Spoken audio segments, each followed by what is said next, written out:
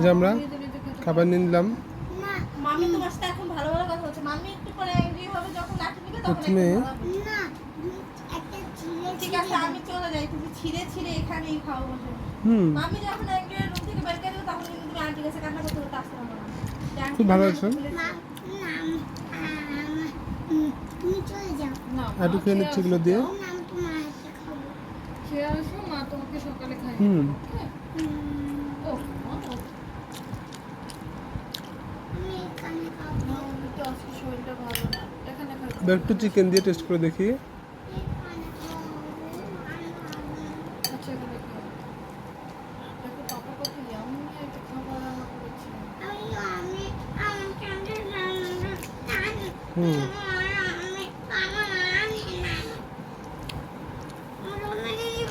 খাবারটা আনি নাই। মজাই হচ্ছে, সবাই ট্রাই করে দেখবেন বাসায়।